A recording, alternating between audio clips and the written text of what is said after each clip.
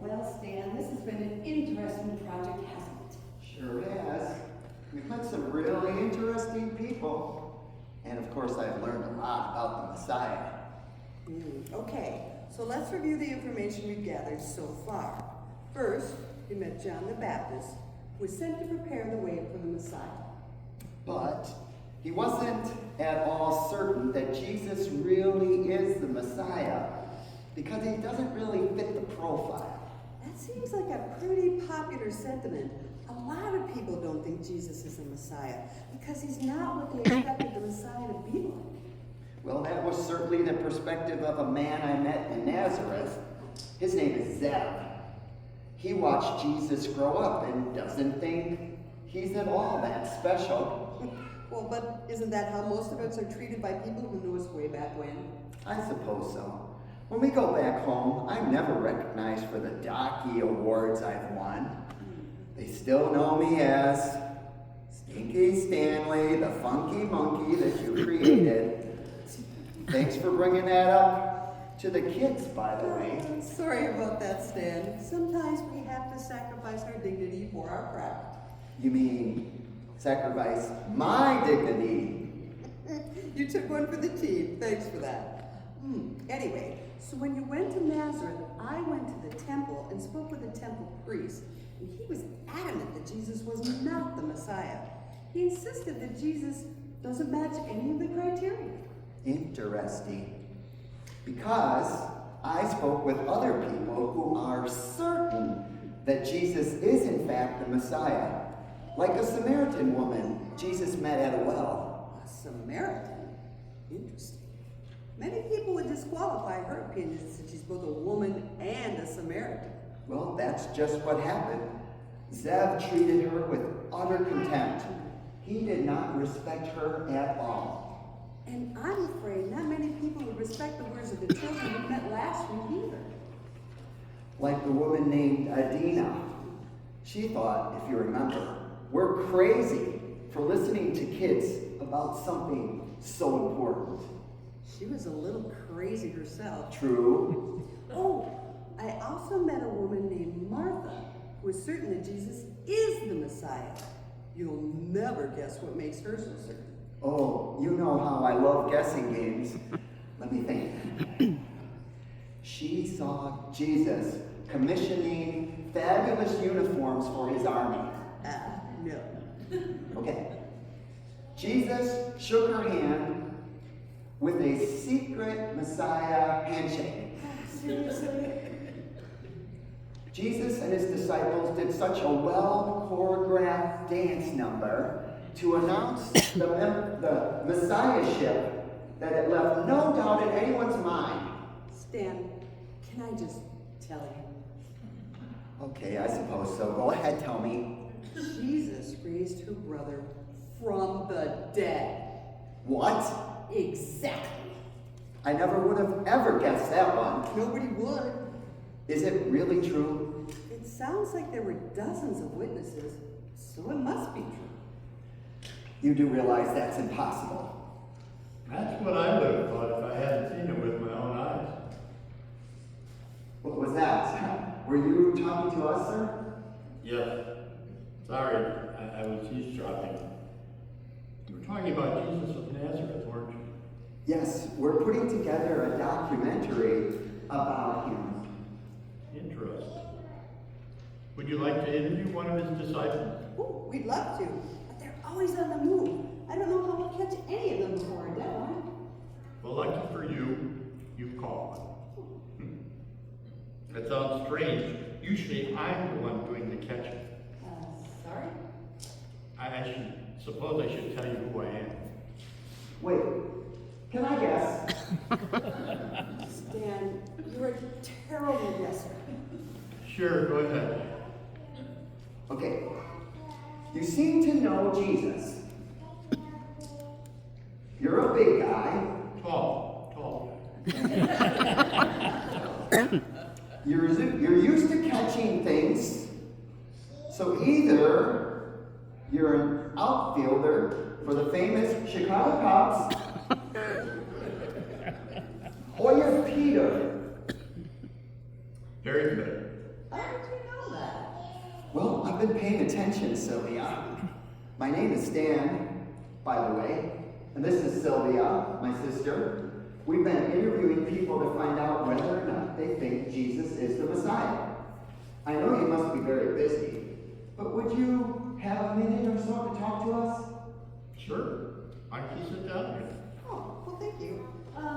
But we don't want to keep you if you need to get back to Jesus and the others. I'll head back soon, but I needed some time to think.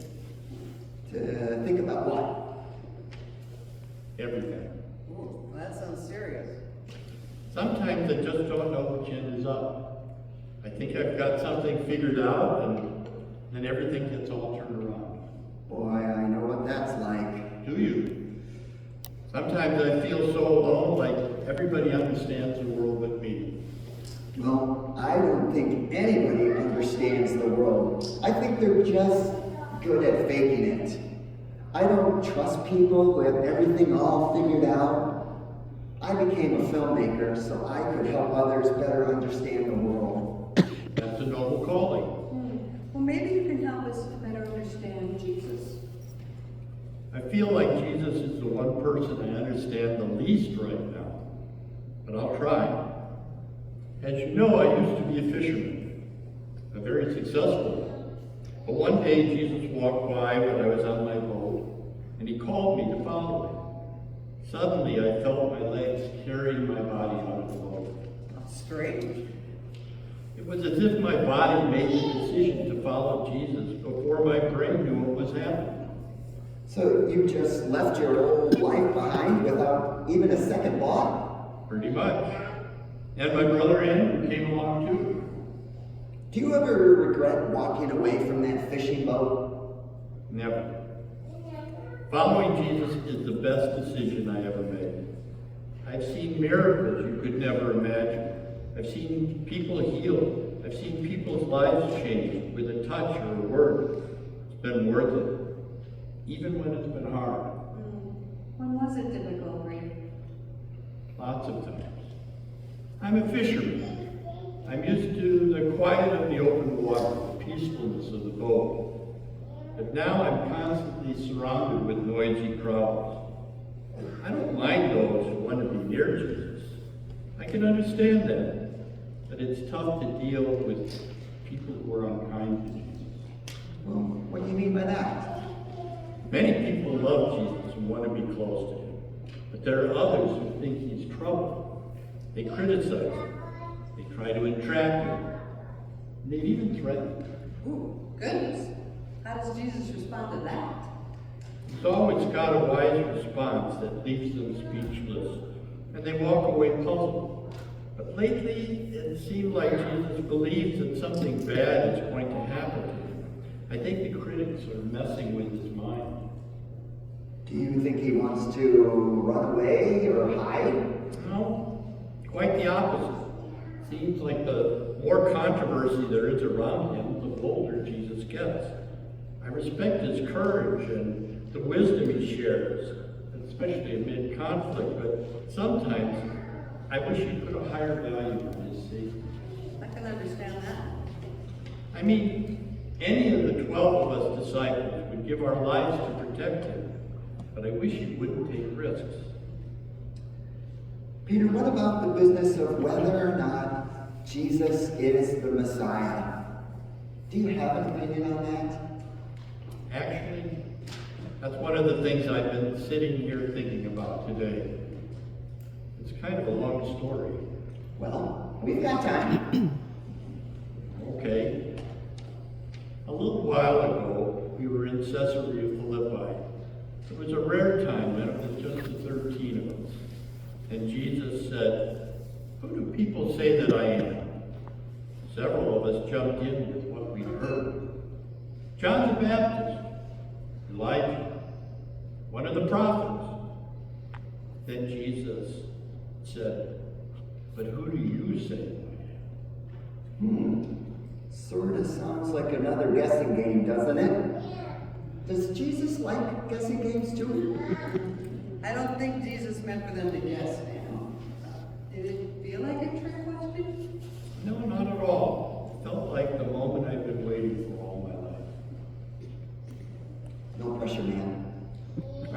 confidently said, "You are the Messiah, the Son of the living God." And he gave you one of those. No, quite the opposite, actually. His eyes sparkled, and a smile spread across his whole face.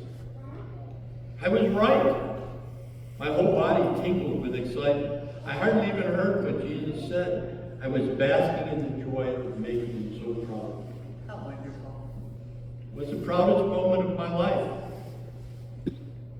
But then it got a little strange. Jesus' smile turned to a frown, and he told us very strictly that we shouldn't tell anybody that he was the Messiah. Interesting. Why would he do that? I really don't know, but he was pretty insistent. I'm guessing he probably then wouldn't wear a Messiah name tag. Excuse me? Sure.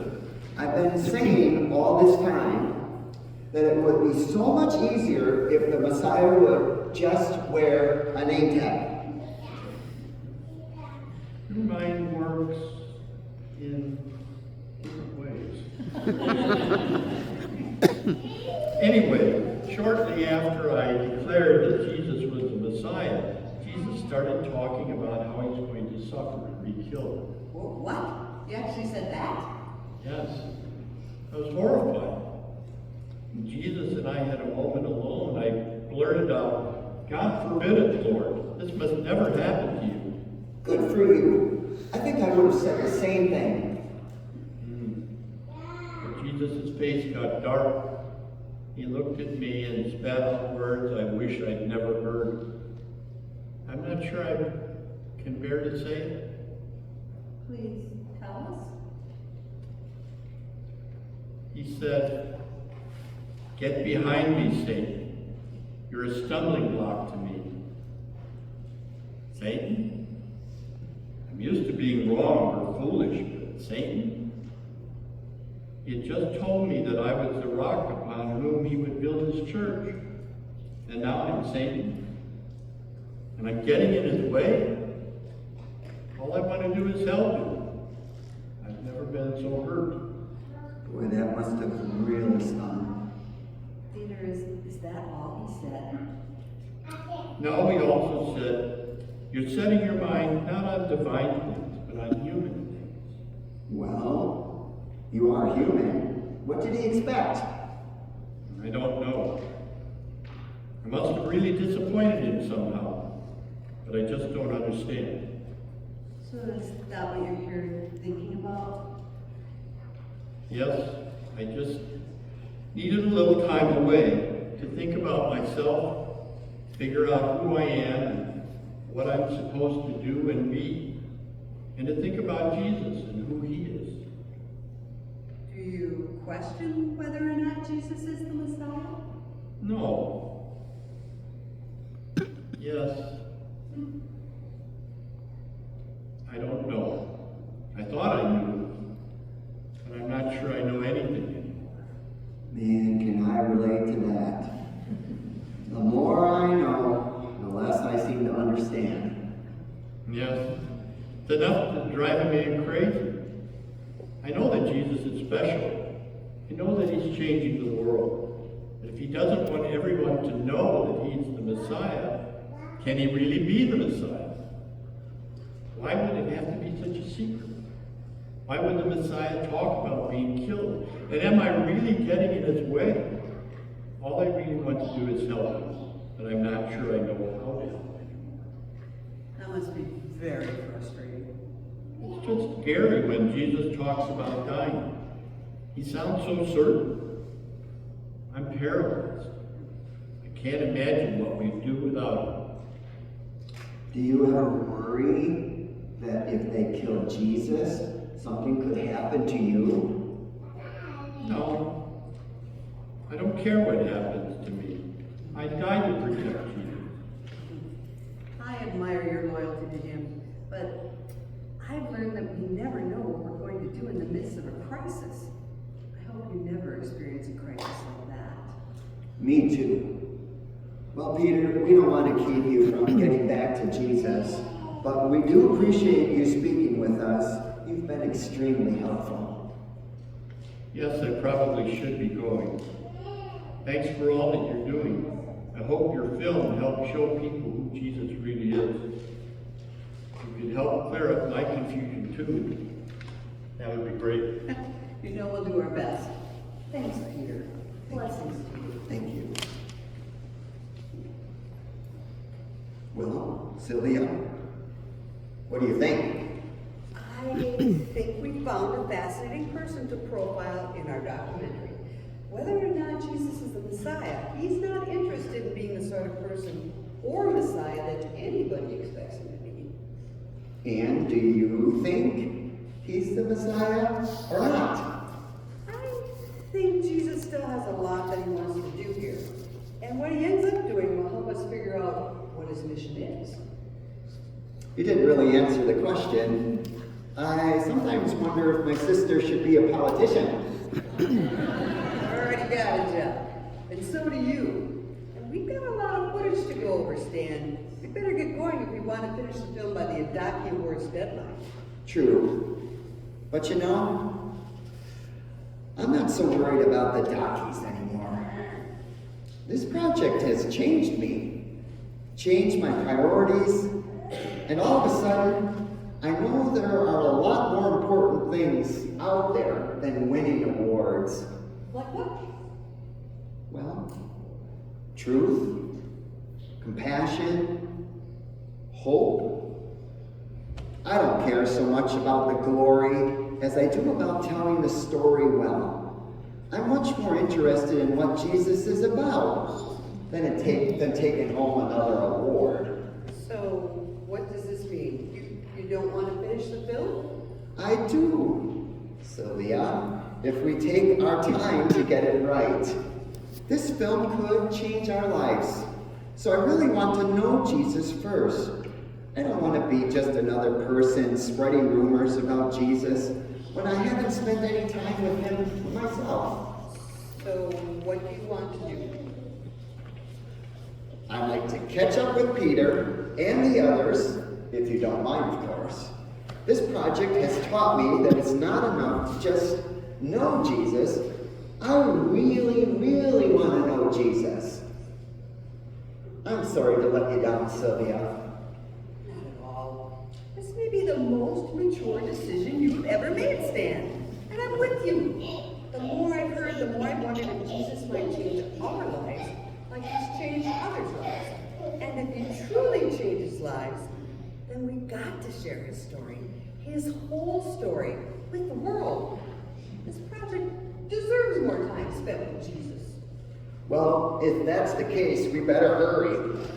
If we want to catch him, we gotta go. Wait, what about the camera? I say we leave it. For once, instead of watching life through a camera lens, let's leave it. You're right, Stan. I'm glad we're doing this together. Me too. There's nobody else I'd rather share this experience with. What do you say we high five? I ain't hugging you. You can't hug your sister.